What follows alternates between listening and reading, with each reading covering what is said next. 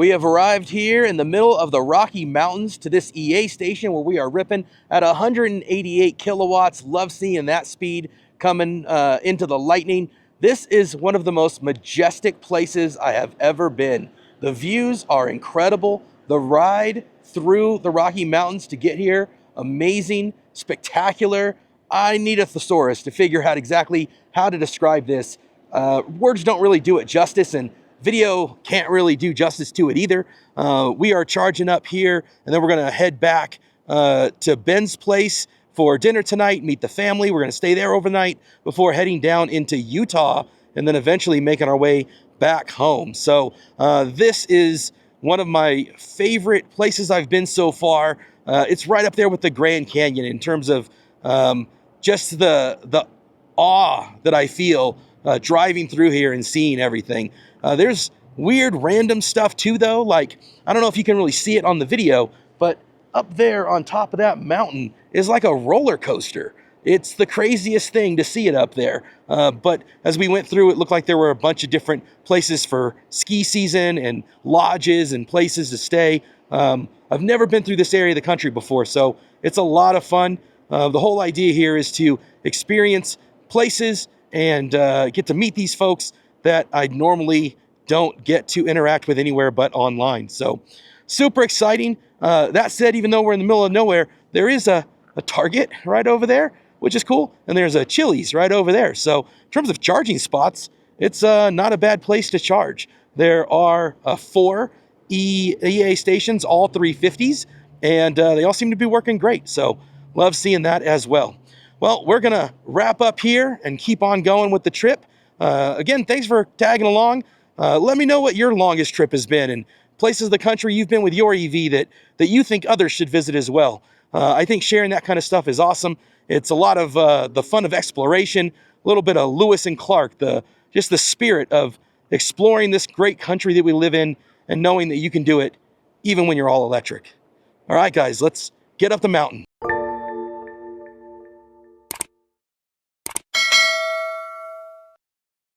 All right, I have made it here to the top of the world where we've got over 350 kilowatts of electric truck power waiting to be deployed. We can camp out here for the next month on these. I'm here with the owner of this bug out bastion, Ben Westby. We are at 8,965 feet, according to my altimeter. Although if you're in our upstairs bathroom, our second floor toilet, you are pretty much at 9,000 feet.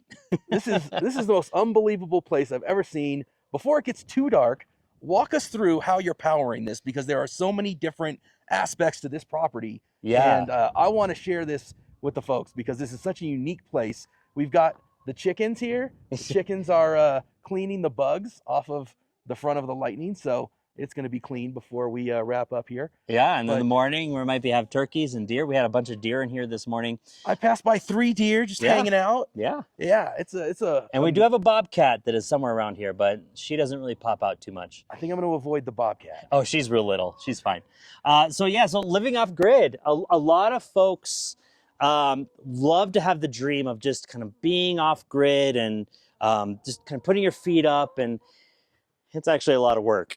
So the big thing about being off grid is energy diversity. You can't have a ton of solar because, you can't just rely on solar. You can have all the solar you want, but you can't only rely on solar simply because, up here at 9,000 feet, even a couple of years ago, we had snow walls that were so high that they were higher than our vehicles. And those cover the solar panels.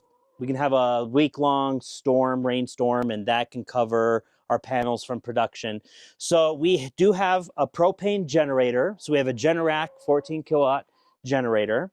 So we have the ability to run off of natural gas if we need, or propane, I should say, if we need to. So we have a 1,000-gallon propane tank here on the property. The original property was built in around 2004, and these are some of the near original solar panels. And now that the sun's kind of gone down, I'll show you what I do. Is we don't have any automated motors or anything. We're all manual labor up here. But I'll turn this for the morning sun. So right here we're facing east. So the sun will come up over this ridge. And then around lunchtime, I turn the panels to face the main house here. And then I turn the panels for the evening. And then, if I'm teaching, then my wife will do that during the day. 2 years ago, we installed some new solar panels up on the roof line up here to face the south. So we have the south-facing sunlight here. And then you can see kind of all of our electrical equipment. So our charge controllers, our solar inverters, and then a 15 kilowatt hour lithium home battery pack are inside this unfinished barn. We call it the barn. This was supposed to be the original house. The builder got started, stopped. Different contractor bought this property, built this home instead of that home. So we came in with this unfinished barn, and so I have a many-year project ahead of me. But we have all the electrical equipment in the unfinished barn. So we have the charge controllers, the solar inverters, the home lithium battery pack in there. And then if we come a little bit closer, one thing we haven't done yet is I need to, because it was wintertime when we got this done, but this is some conduit that we have for an auto start for a generator, because we just recently bought the lithium home battery pack. And so what this will do is that this cabling here reads the voltage of our batteries. And if the voltage gets too low, our generator can kick on and then just kind of bring those batteries up to a float condition. But if we don't want to keep paying for propane, we have a disconnect installed. And so what that allows us to do is with the F-150 Ford Lightning and the Onboard Pro Power, we can fully run all of the power we need for our home off of our F-150 Lightning. And this runs straight into the home breaker. So it goes into the main breaker box in the home. So it's just a straight, clean disconnect. Nothing's coming off the solar. Nothing's coming off of propane. It's all coming off of the Lightning. Just a remarkable space that we are in to have this many EV truck options between Rivian, which I think would do well up here. Absolutely, yeah. It's a bit more mid-sized. It's got the great off-road specs. So I personally, like, we got the Model Y with the third row. I'm a public school teacher. We got our Model Y for $16,000. Like, that was totally within our budget. Love Colorado and all the incentives, man. Yeah, and just that, it's so helpful. If I had unlimited money, I would love to get my wife an R1S. I just think it's a beautiful SUV. Have you thought R2? That's what I've got reserved for my wife. I want an R3. Oh, you want the little small compact Well, beast. see, okay, so our girls are entering high school. Yeah. And so the reality is, 5 to 6 years from now, we're not, doing team sports or driving errands with kiddos. They should be driving themselves. I'm hoping that maybe one of my kiddos would want the Model Y, and then I can get the R3. One of my first cars was a Volkswagen Rabbit. Yeah. And I just love that hot hatch look. So an R3, especially if it had an off-road package up here, I think it'd be so fun. It would be a Mach-E Rally would also be fun up here. Oh yeah, and then Jim Farley, if you watch these, let's try and get the switch gear up here. Yeah. Because I would love to. So tell me your thoughts. Now that you've driven my road, do you think it'd be fun to drive the switch gear up that road? I think it would be a blast to drive the switch gear, and because it's got the proper off-road tires too. Yeah. Even with mine having the kind of more surface pavement princess tires on there, I could feel it kind of sliding a bit. Yeah. And you had to be careful with how much of that torque you applied. Well, even with the Cybertruck, the wheels that are on the Cybertruck, they're not full all-terrain tires. Right. And I felt a little slippage on some of the switchbacks. And you've got proper tires on yours. So Toyo has these really interesting all-terrains. I have 18 inches, but in the 20-inch version, they're EV specific. And so if there's any Lightning owners or even just any EV owners out there with a 20-inch tire on their EV truck, Toyo makes an EV-specific all-terrain tire. Some folks on X or Twitter, what do you call it? I call it X-Twitter. X-Twitter? Yeah, it kind of works. Mentioned that the Toyo tires aren't really that different EV or not EV, but the EV ones, they just are a little bit more efficient. But I'm still sticking with the 18-inch tires because I'm an efficiency snob, even with the all-terrains. Yeah, I would not have wanted to make that drive that we just did with snow.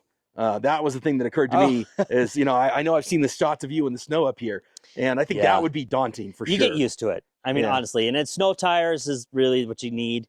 Dedicated snow tires, and they plow it, and we plow this. We take care of it as a neighborhood. But you know, I guess that's sort of the consequence for wanting to live up here. Now, with these 3 trucks here, we could probably run our property for well over a month if our solar shut down, the generator was malfunctioning.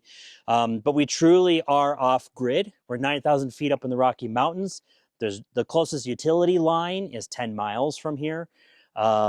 We have no furnace, so it's a wood stove. So one of the chores I was doing before Chris came up here was just cutting some wood, and then starting to get ready to stack and split it, because we spend our summer just getting ready for winter. So we have 3 beautiful seasons up here and 1 season of work. So, but I really hope you come and enjoy it. If you want to come see some views here, the reason why we are up here for all this work is just the beauty of just being able to look out at the West Elk Mountains. We got Cypress and Sunlight right out there, Aspen and Capitol Peak. But my wife and I are a family of adoption. We're a young family, and we wanted to find a place where we could kind of make some new memories as a new family, and just kind of come together as a new family of 4. And it's been a phenomenal experience for us. We have Starlink. That's what keeps us connected. My wife actually can work from home, and then I'm a school teacher in town. And so I make the commute every day with my girls, get them to school, and then I go to my classroom, and my wife can do all of her stuff up here. And then is that where you charge up, is down in town? And I then... do, yeah. So Colorado has phenomenal charging infrastructure. They've really been pushing heavy for just clean energy and EV charging and EVs in general. So I was able to get my Lightning through some pretty phenomenal credits and grants. But yeah, in town, actually at my work, I have charging available to me. So I'm able to charge at work. So most EV owners, they charge at home and then they drive to work and it sits there. But I do the inverse, where I charge at work and then I come home and it sits at home. Well, guys, let's go take a look at this incredible view up here. This is one of these things that you really have to live in a place like this to experience it, and video is not going to really do justice to what this looks like. This is the road that I just drove up as well that you can see down here, and look at that view. If you're coming home to this every day, all that hard work is worth it. It sure is. Come here in the fall and all this green is gold.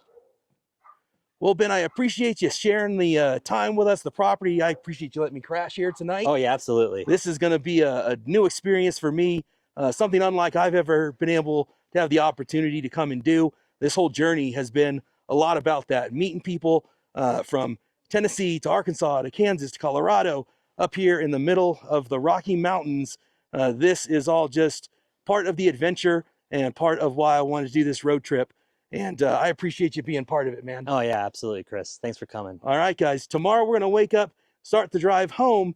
But in the meantime, we're going to hang out with the family, get some dinner, get some rest, and then we'll continue the journey.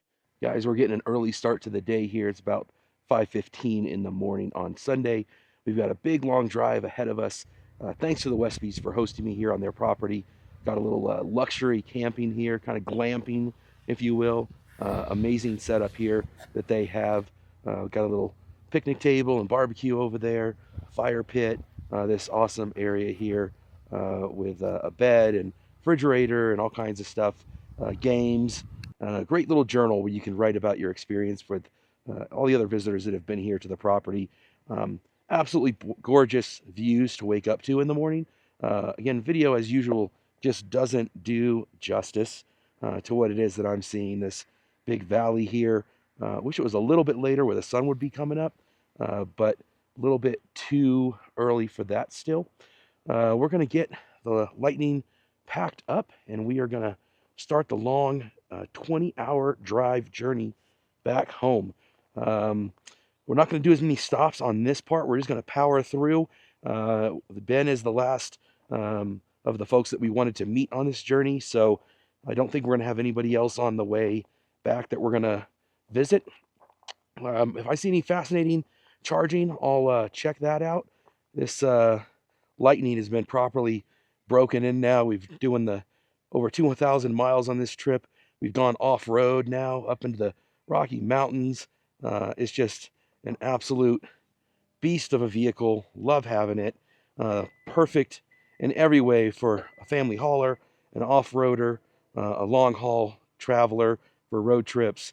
It's really fantastic, and it just lights up here with the zone lighting when you're kind of in a dark area like this. So super cool. I'm going to get it packed up. We're going to hit the road, and we'll see what stops we find along the way that we want to share with you, but it may not be as many during this part of the trip. So stay tuned, and thanks for making it this far.